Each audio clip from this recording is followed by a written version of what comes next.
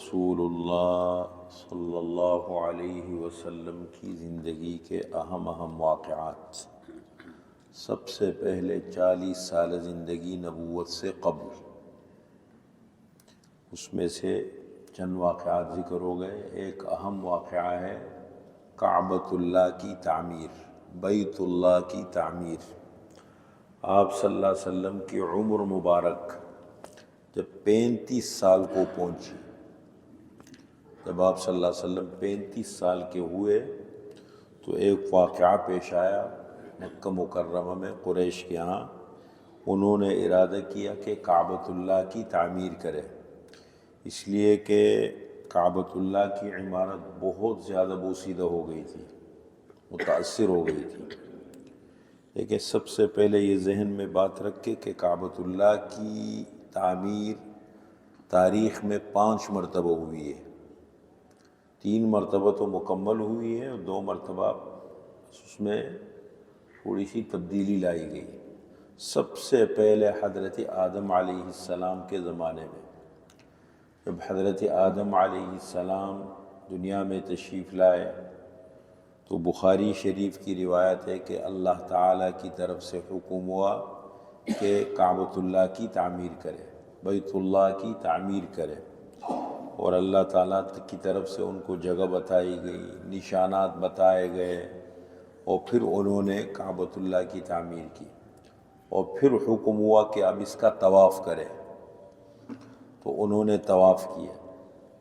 اور پھر حکم ہوا کہ آپ سب سے پہلے انسان ہے اور یہ سب سے پہلا اللہ کا گھر ہے، اس نے اس کا طواف کیا۔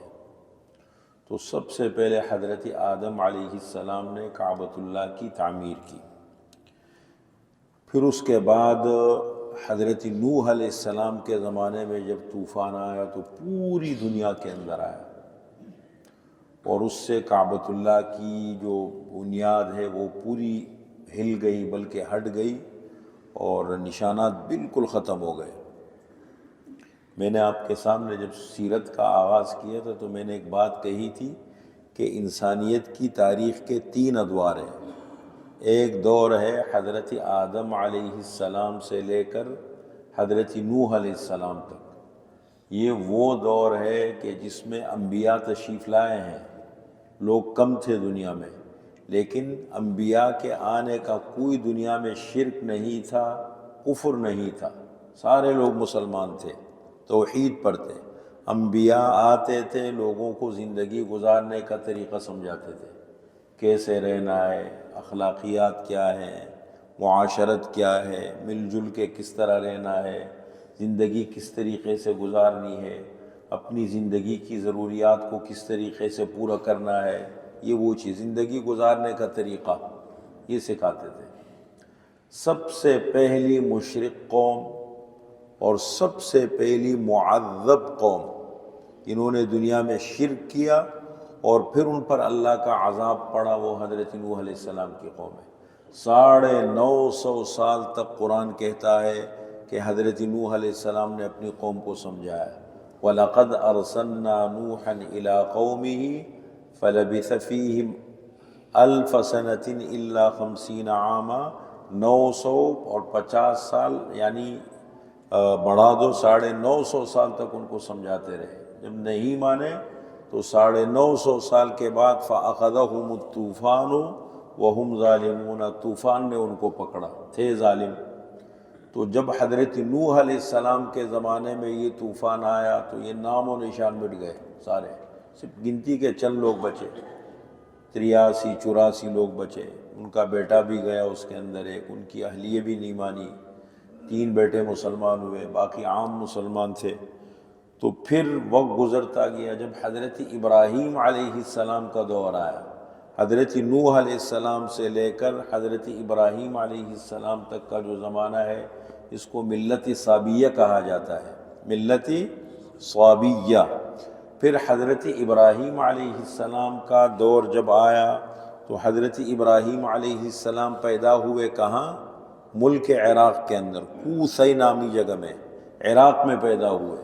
اور پھر جب جس ماحول میں آنکھیں کھولی، والد شرک میں مبتلا تھا، بلکہ بت بناتا بھی تھا، بتوں کا بہت بڑا کاروبار تھا ان کا، بت ساز بھی تھا، بت فروش بھی تھا۔ آنکھیں کھولی، اپنے والد کو سمجھانے کی کوشش کی، ماننے کے بجائے والد مخالف ہو گئے، مخالفت بہت شدت اختیار کر گئی، گھر سے نکالا ان کو۔ ان کی اہلیہ حضرت سارہ ساتھ تھی۔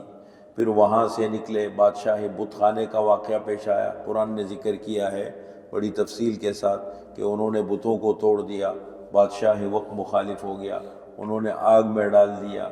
آگ میں ڈالنے کے بعد پھر یہاں سے نکل کر شام کی طرف چلے گئے۔ ساتھ کون تھے؟ ان کی اہلیہ، ان کی بیوی حضرت سارہ تھی، اور ان کے بھتیجے حضرت لوط علیہ السلام تھے۔ بس یہ 3 افراد تھے۔ یہاں سے نکل کر وہاں پہنچے فلسطین، شام۔ پھر وہاں سے ایک سفر حضرت ابراہیم علیہ السلام نے مصر کا بھی کیا ہے۔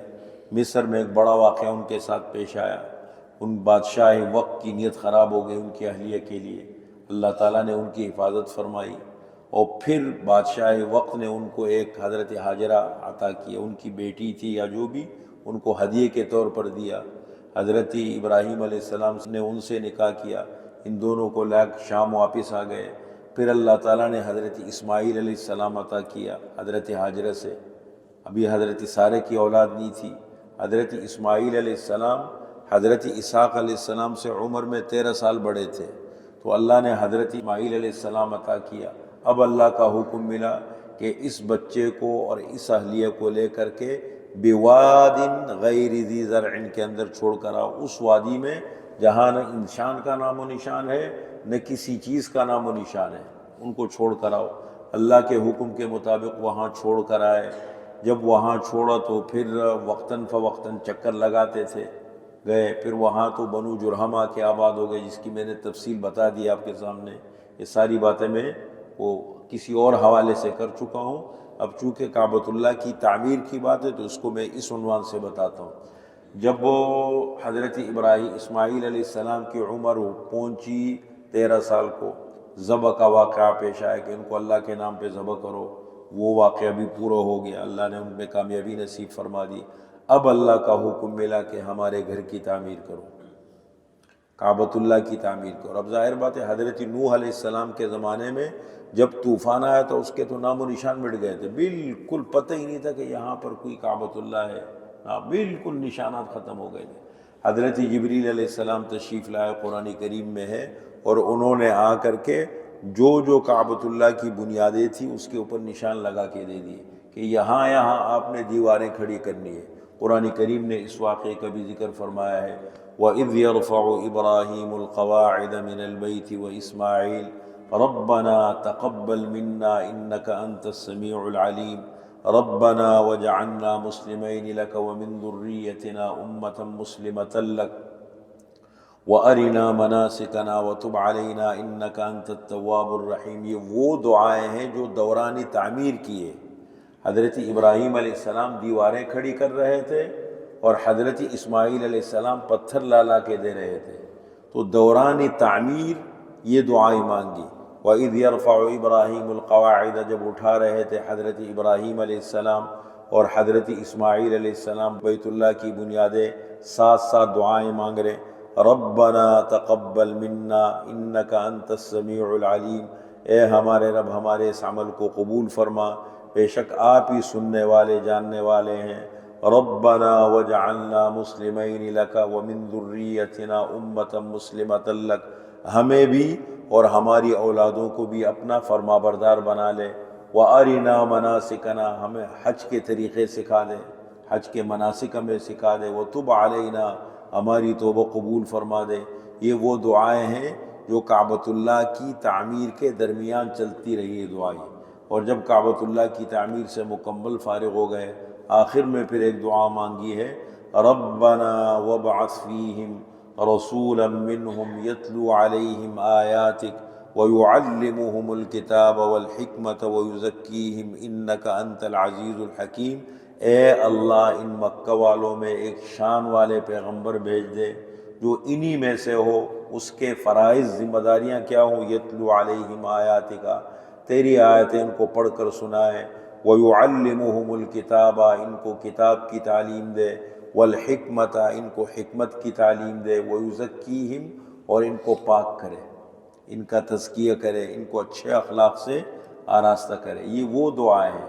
آپ صلی اللہ علیہ وسلم فرماتے ہیں کہ میری دنیا میں آنے کے ظاہری اسباب تین ہیں، باقی تو اللہ کا حکم ہوتا ہے نا، جو اللہ کا حکم ہوتا ہے وہی ہوتا ہے، لیکن جو ظاہری اسباب ہے وہ تین ہیں۔ دعوت ابی ابراہیم، میں اپنے والد ماجد، اپنے بزرگوار حضرت ابراہیم علیہ السلام کی دعا کا نتیجہ ہوں، وبشرا عیسیٰ، اور حضرت عیسیٰ علیہ السلام کی خوشخبری کا نتیجہ ہوں، جب حضرت عیسیٰ علیہ السلام نے اپنی قوم میں ان کو خوشخبری سنائی، وَإِذْ، قرآن کریم نے اس کا بھی ذکر کیا ہے، وَإِذْ قَالَ عِيسَى ابْنُ مَرْيَمَ يَا بَنِي إِسْرَائِيلَ إِنِّي رَسُولُ اللَّهِ إِلَيْكُمْ مُصَدِّقًا لِمَا بَيْنَ يَدَيَّ مِنَ التَّوْرَاةِ وَمُبَشِّرًا بِرَسُولٍ يَأْتِي مِن بَعْدِي اسْمُهُ أَحْمَدُ، اے میری قوم، میں اللہ کا رسول ہوں تمہاری طرف، اور میں اپنے بعد ایک پیغمبر کی خوشخبری تمہیں سناتا ہوں جس کا نام احمد ہوگا۔ نمبر 3، وَرُؤْيَا أُمِّي الَّتِي رَأَتْ، میں اپنی والدہ ماجدہ حضرت آمنہ کے سچے خوابوں کا نتیجہ ہوں، آپ کی ولادت سے قبل، یا آپ اپنی والدہ ماجدہ کے پیٹ میں تھے اس وقت بھی، اور پھر پیدائش کے وقت کچھ ایسے آثار دیکھے، خواب دیکھیں کہ اس خواب اللہ نے سچے کر دیے سارے، تو فرمایا میں اس کا نتیجہ ہوں۔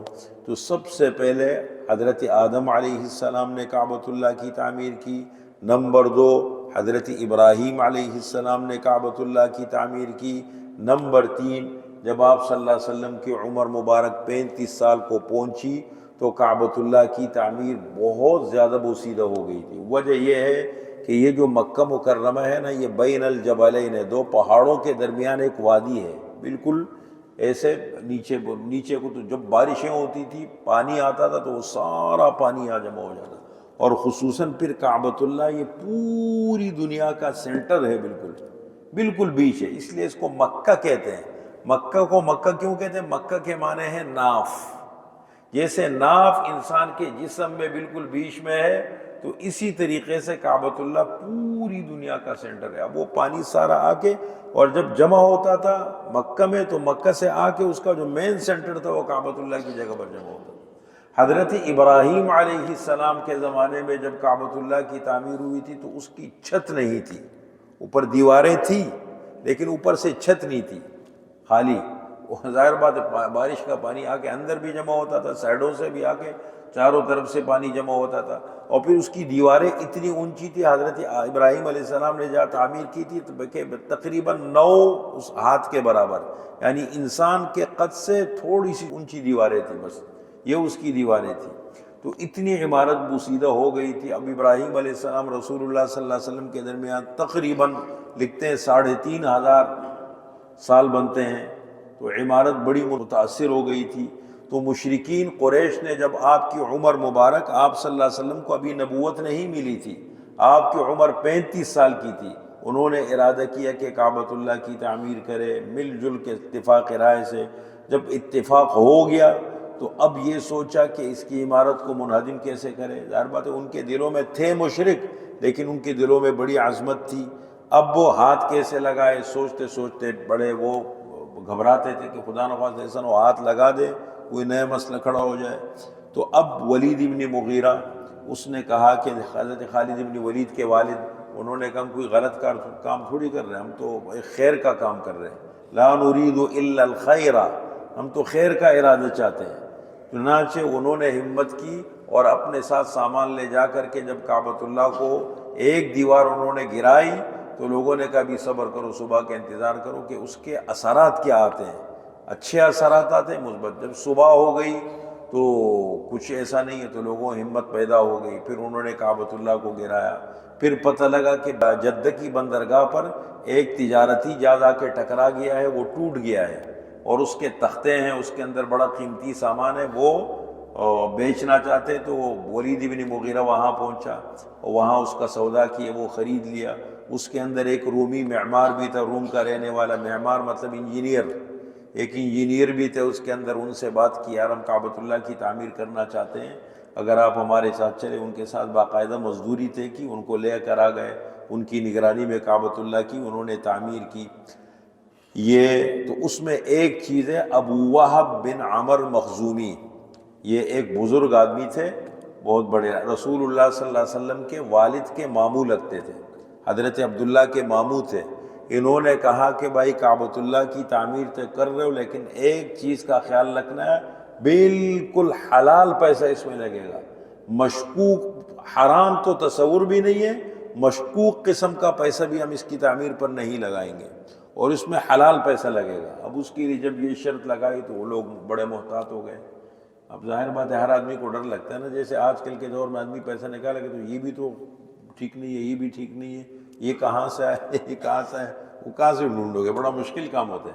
حلال پیسہ بالکل، یہ تو ظاہر بات ہے، اب کیسے پتہ لگے کہ یہ حلال ہے یا حرام ہے، یہ بڑا مشکل ہو گیا ان کے لیے۔ اب وہ اتنی محتاط تو انہوں نے وہ کی تعمیر کہ اس میں پیسے ان کو کم پڑ گئے۔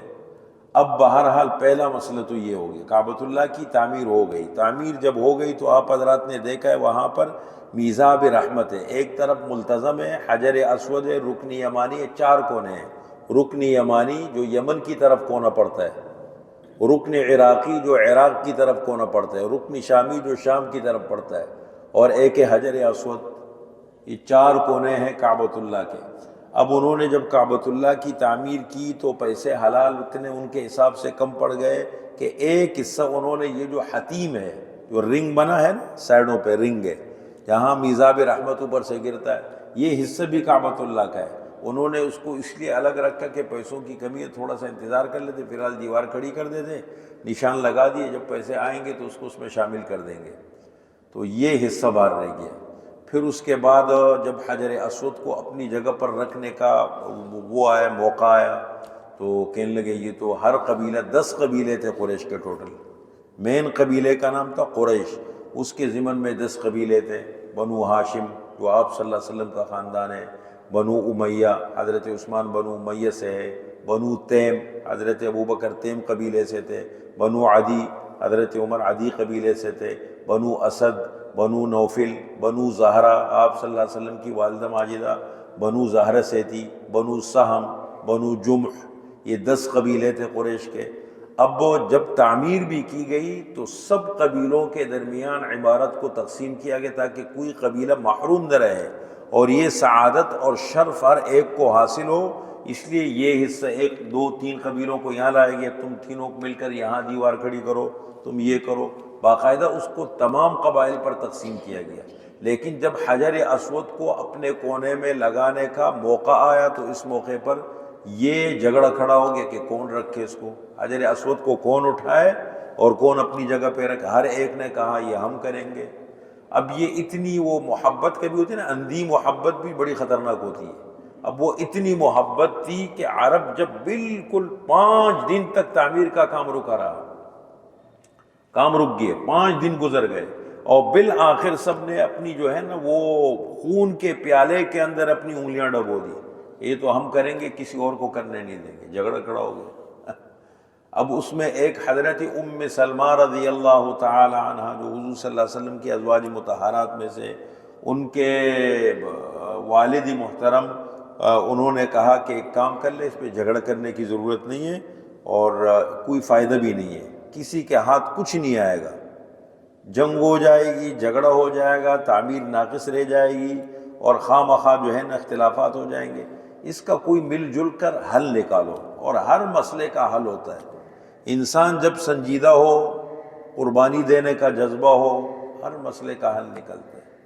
اور اگر انسان جاہل بن جائے اور اس کے نیت خراب ہو جائے تو کوئی مسئلے کا حل نہیں نکلتا، مسئلہ وہیں کھڑا رہتا ہے۔ وہ حضرت عیسیٰ علیہ السلام کے زمانے میں 3 بندے جا رہے تھے، عیسیٰ علیہ السلام کے ساتھ ساتھ جا رہے تھے، ایک جگہ راستے میں ایسا ہوا کہ 2 سونے کی اینٹیں پڑی، اب ان کی نیت خراب ہو گئی۔ حضرت عیسیٰ علیہ السلام نے بھی دیکھی، فرمایا کہ بھائی یہاں سے گزرو، یہ فتنے کی جگہ ہے، نکلو یہاں سے۔ کہنے لگے نہیں، وہ ہم یہاں رہنا چاہتے ہیں، ہمارا کام ہے۔ تینوں رہ گئے، عیسیٰ علیہ السلام نکل کے چلے گئے۔ اب یہ جا کے تینوں اینٹوں کے بعد بیٹھ گئے، 2 اینٹیں ہیں، 3 بندے ہیں، کہ کیا کریں اس کو؟ اب سمجھ ہی نہیں آ رہا اس کو توڑے کیسے، ان کے توڑنے کا انتظام بھی نہیں ہے، وہ سمجھ ہی نہیں آ رہا، بیٹھے بیٹھے بڑا ٹائم گزر گیا۔ اب کہنے لگے اس کی یار یہ تو بڑا مشکل کام ہے، کھانے کا انتظام تو کر لو نہیں تو بھوک سے مر جائیں گے یہاں تو۔ اب ایک بندے کے ذمہ لگایا کہ تم کھانے چلے جاؤ، کھانے کے لیے ہم بیٹھ کے دونوں بندے اس کی حفاظت کر لیتے ہیں۔ کہنے لگے ٹھیک ہے، کھانا لیا تو پھر بیٹھ کے اس کا حل نکالیں گے۔ بندہ گیا، بہت دور چلا گیا کھانے کے لیے، ادھر اس کی نیت خراب ہو گئی۔ نیت خراب ہو گئی کہ ایسا کیوں نہ کر لو، میں اپنا پیٹ بھر لوں گا، کھانا کھا لوں گا، ان کے لیے زہر ملا دوں گا، اس میں جان چھوٹ جائے گی۔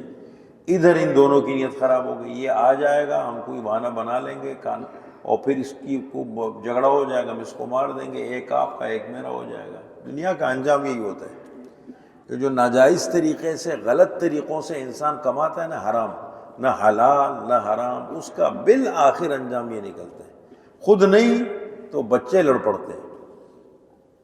یہی انجام آپ ذرا عبرت سے دیکھیں اس کو۔ وراثت پر جنگ ہوتی ہے، بلڈنگوں پر جنگ ہوتی ہے، بنگلوں پر جنگ ہوتی ہے، انجامی کاروبار۔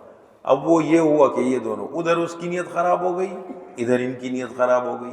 اب جب وہ آ گئے اپنا مزے سے پیٹ بھر کے آ گئے ان کے پاس، انہوں نے بہانہ تو پہلے سے نیت خراب تھی، کہنے لگے تم نے اتنا ٹائم لگا دیا، ہمیں بھوک لگی تھی، ہمارا خیال بھی نہیں کیا اتنا۔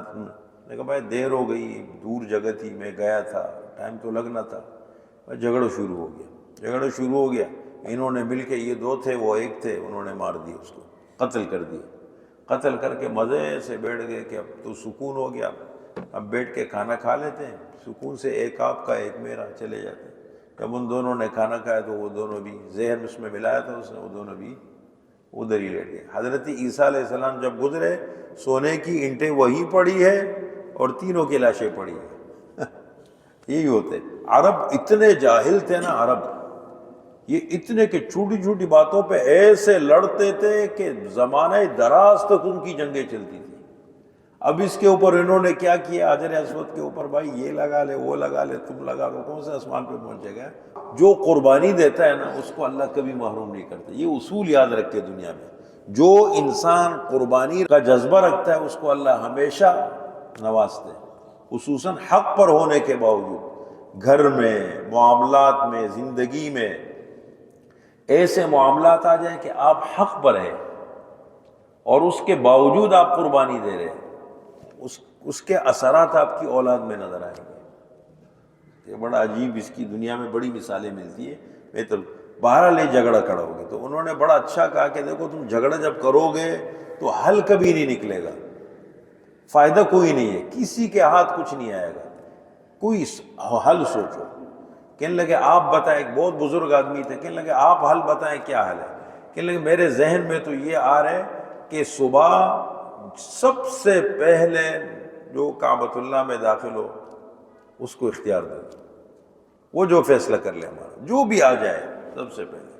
کہنے لگے ٹھیک ہے، بہت اچھا مشورہ آپ نے دیا، سب کا اس پر اتفاق ہو گیا۔ اب صبح جب آئے، دیکھیں کام اللہ لیتے ہیں، اللہ کرواتے ہیں، یہ سب اس طرح کے دیکھا تو سب سے پہلے حضور صلی اللہ علیہ وسلم کعبۃ اللہ میں پہنچ چکے ہیں۔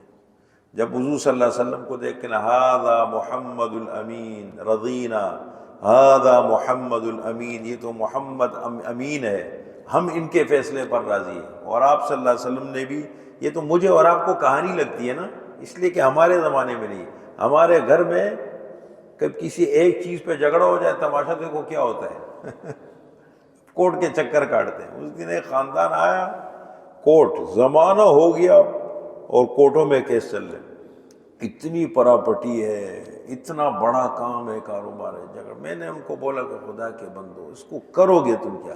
قبر میں لے کے جاؤ گے؟ خدا کی راہ میں تو تم خرچ کرتے نہیں ہو۔ سخت جھگڑے چل رہے، آپس میں لڑائیاں ہو رہی، بچوں کی، بھائیوں کی۔ یہ انجام ہوتا ہے جب خود پر انسان، چھوٹی سی بات آتی ہے نا، یہ کہانی نہیں، ایک بہت عجیب ہوا ہے، یعنی عرب 10 کے 10 قبائل نے اپنی انگلیاں خون کے پیالے کے اندر ڈال دی اور کیا کہا کہ یہ سعادت تو ہم لیں گے، کسی اور کو نہیں دیں گے۔ آپ صلی اللہ علیہ وسلم نے ایک بڑی چادر منگوائی، جب صبح فیصلہ آپ پر ہو گیا، آپ نے بڑی چادر منگوائی، اس کو بچھایا، بچھانے کے بعد اپنے ہاتھوں سے لے کر کے حجر اسود کو اس پہ رکھا، اور رکھنے کے بعد کہنے لگا ہر قبیلہ اپنا ایک بندہ مجھے دے دے، ہر قبیلہ اپنا ایک بندہ مجھے دے دے۔ ہر قبیلے نے ایک بندہ دے دیا، کہنے لگے چادر یہاں سے پکڑ لو، آپ لوگ یہاں سے، سب نے چادر پکڑی اور وہ چادر اٹھا کر کے حجر اسود کو لے گئے اپنے مقام پر، پھر آپ صلی اللہ علیہ وسلم نے اپنے ہاتھوں سے لے کر کے اس کو نصب کر دیا، اور یہ قصہ ختم ہو گیا۔ اللہ تعالیٰ نے دیکھو، یہ آپ صلی اللہ علیہ وسلم کی زندگی کا ایک بڑا اہم واقعہ ہے۔ انسان کا کردار معاشرے ماحول میں ایسے نہیں بنتا، ہر بات ہے کاموں سے بنتا ہے۔ تو یہ آپ صلی اللہ علیہ وسلم کی زندگی کے 40 سالہ زندگی جو نبوت سے قبل ہے، اس میں سے ایک اہم واقعہ یہ بھی ہے، کعبۃ اللہ کی تعمیر۔ آپ کی عمر مبارک کتنی تھی؟ 35 سال۔ پھر حضرت عبداللہ ابن زبیر کی حکومت جب تھی اور جنگیں ہوئی صحابہ میں، تو انہوں نے کعبہ کو اپنا دارالخلافہ بنایا، تو انہوں نے، یہ حضرت عائشہ کے بانجے تھے، حضرت زبیر ابن عوام کے بیٹے تھے، تو انہوں نے اس حصے کو، جو آپ صلی اللہ علیہ وسلم فرمایا میری خواہش ہے کہ میں اس کو داخل کر دوں لیکن موقع نہیں ملا، تو انہوں نے اس کو کیا۔ پھر حجاج ابن یوسف آئے، انہوں نے سیاسی مسئلہ بنا کر کے اس کو دوبارہ گرا کر کے پھر اسی نہج پہ لیا ہے۔ پھر جب ہارون الرشید مسلمانوں کے بادشاہ تھے، تو انہوں نے امام مالک سے درخواست کی کہ میں اس کو دوبارہ یوں بنا لیتا ہوں، اس حصے کو بھی شامل کر لیتا ہوں، تو حضرت امام مالک نے فرمایا مت چھوڑو، وجہ یہ تم سیاسی لوگ ہو، ایک پارٹی آئے گی دوسری پارٹی جائے گی، ایک حکومت آئے گی، تم اس کو سیاست، کل تمہارے مخالف کوئی اور آئیں گے وہ پھر گرا دیں گے، تو یہ تو مسئلہ چلتا رہے گا، مذاق بن جائے گا، اس لیے اس کو رہنے دو، اس کو چھیڑو مت۔ یہ ہے کعبۃ اللہ کی تعمیر کا واقعہ۔